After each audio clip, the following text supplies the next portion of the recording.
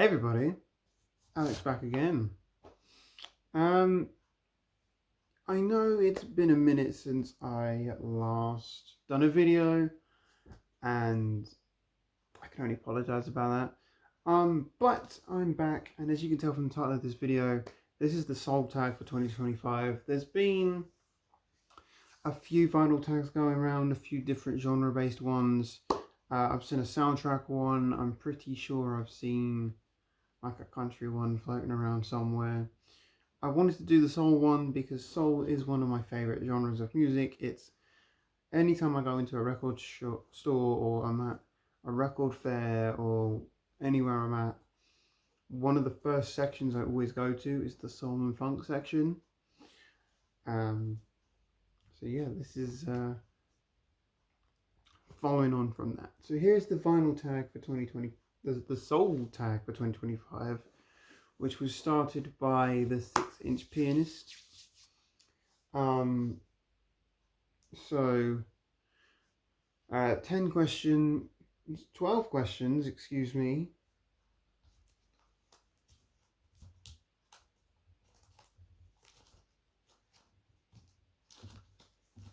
Yeah, 12 questions, all about soul music. So let's get into this. Kicking it off, of course, question one, I have written them down in a little notepad.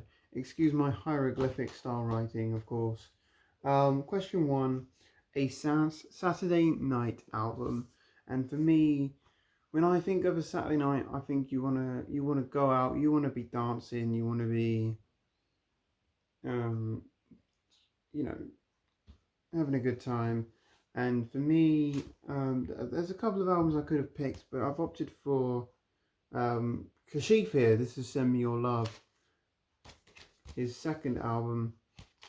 Really good stuff on here. Kashif, mainly known as a producer, I worked with Evelyn King. He was a member of BT Express for a little bit before going solo. Yeah, just some really good stuff on here. There is a couple of chilled tracks, but mainly he's upbeat. So that's my pick for Saturday night album. And what do you do after a long Saturday night? You want a chilled Sunday morning. So let's go for question two is a Sunday morning album. And again, for me, we're chilling because it's Sunday morning. And we are going with, let's get the glare off of that, Leon Bridges with Good Thing. Big fan of Leon Bridges, think he's got a fantastic voice, and of course, just some really, really good tracks on here. If you like, how can I compare him? Like Sam Cooke, Al Green kind of artist, but he's modern. So definitely check him out if you're not familiar. Um, that's probably the best way I can describe him at this point, is comparing him to old artists like Al Green and Sam Cooke in a way. So there's that one. Question three, a soul cover version. Again, first one that came to mind, and this artist is known more like a jazz singer. But she had a couple of albums where her stuff got a little bit more soulful, especially later on in her career when jazz seemed to be a little bit less popular. So here is Nina Simone.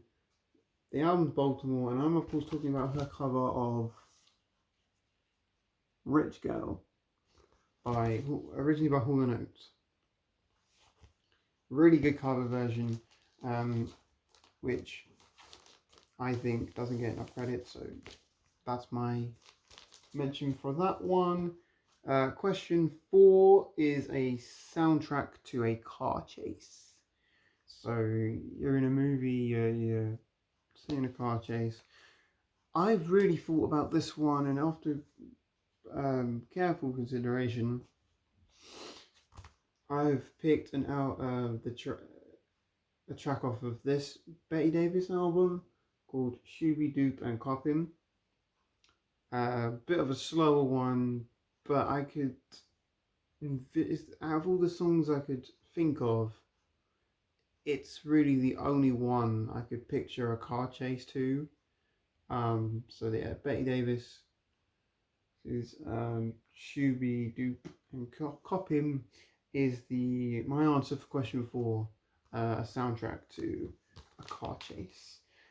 Question 5, a cover where the artist looks cool. Again, one that I really had to think about, but found this album from George Benson here. This is In Your Eyes from him.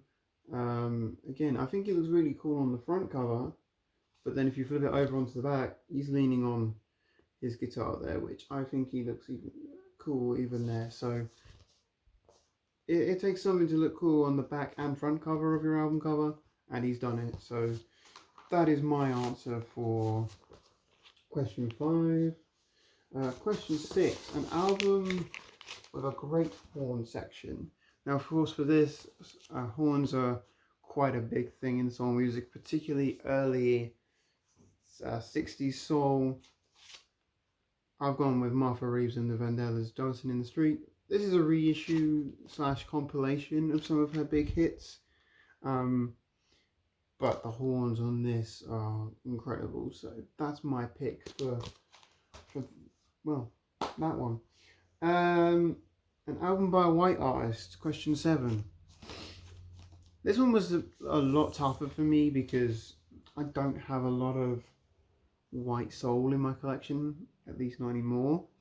Like obviously you could go with Blue Eyed Soul, but which is kind of mainly what white soul music's called. And I've gone with something that's also fairly newish. That's Teddy Swims. This is I've tried everything but Therapy Part 1. One of my favourite albums to play all the way through at the minute. Solid album. His track Lose Control, which is on this album, not only has 1 billion streams on Spotify, but was in the charts for quite a while.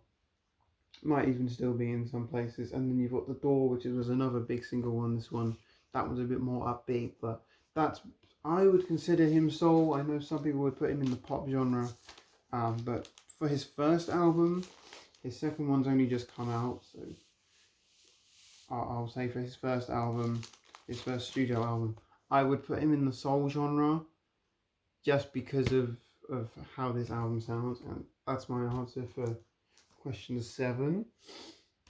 Question 8, recommend an album to a friend. So the way I've thought about this one is take someone who's not really into soul music or R&B or whatever, and give them an album to listen to that might sway them into getting into the genre. And I have like 3 albums that I always throw into the conversation, but this is the one I'd probably recommend the most, is Friends by Shalamar.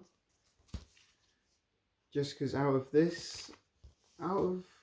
albums I have that I would recommend, everything on here is upbeat. There's no skippers on here whatsoever, and there's a lot of singles on here as well. Like I Can Make You Feel Good was a massive single on here.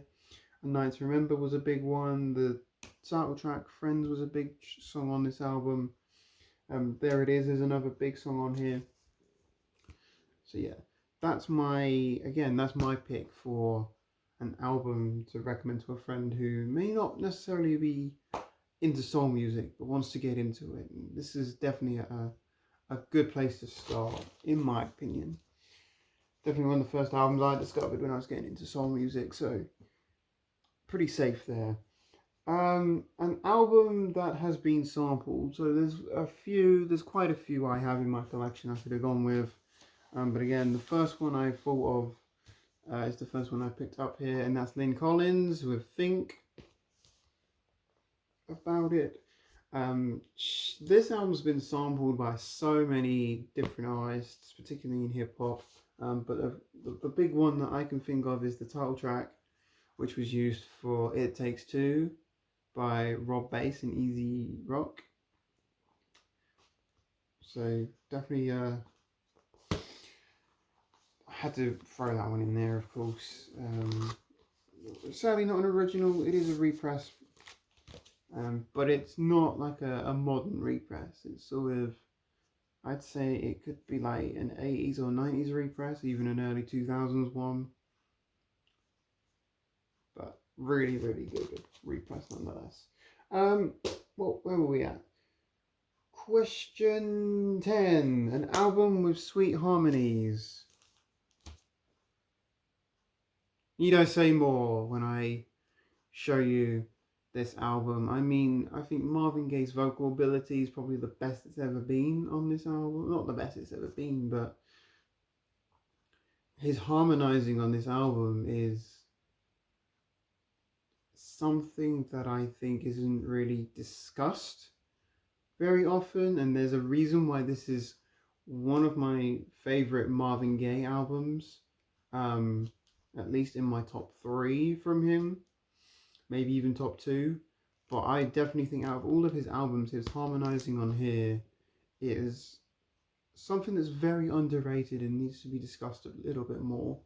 But yeah, really solid album from Marvin, and yeah, really, really good. So I would recommend that one if you're not familiar with that Marvin Gaye album, at least. Question 11, a modern soul album.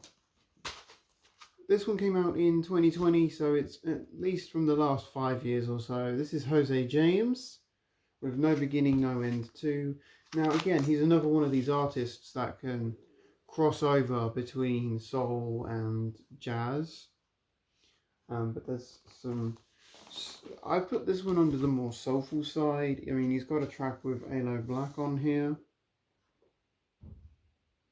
which is really good and whatever, but yeah, just a very, very solid album from him. So I'd put this one in soul. Some people may, again, you may cross over into jazz in some places, but to me, that is one of the best modern soul albums we've had, and one of my favorite albums of 2020. Yeah, really, really good album from him. Definitely check that out if you haven't already. Now, question 12. Last question, final question of the video.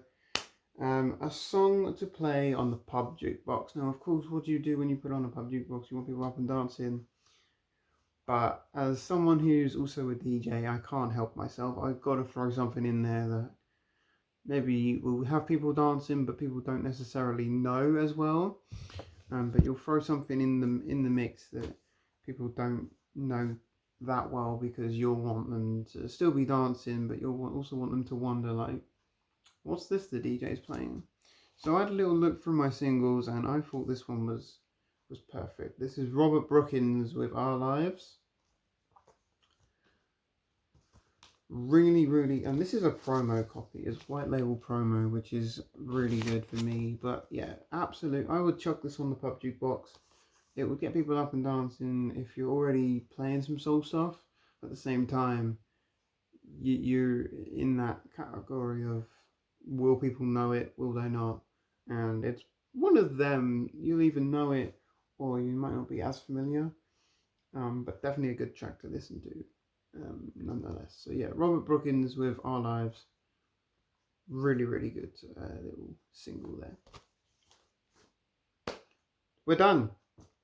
Thank you guys so much for tuning into this. I'm not going to do a needle drop. I know some people have done needle drops with some of these. But for me, I'm not going to. Some of these I wouldn't be able to get needle drops for, like the Marvin, probably not. And Collins is probably a bit risky to try and get needle drop of, and stuff like that. So I'm not going to risk doing needle drops, but thank you anyway. But you're welcome to check out any of these tracks that you desire. I'm sure I've done a needle drop of this one in my singles series anyway. But yeah, guys, thanks so much for tuning into the video. Really hope you enjoyed. Give it a thumbs up if you did. Please subscribe if you're new here, because I could really do. I would love to get to 400 subscribers. That would be incredible. And of course, we'll see you all again very soon. Bye.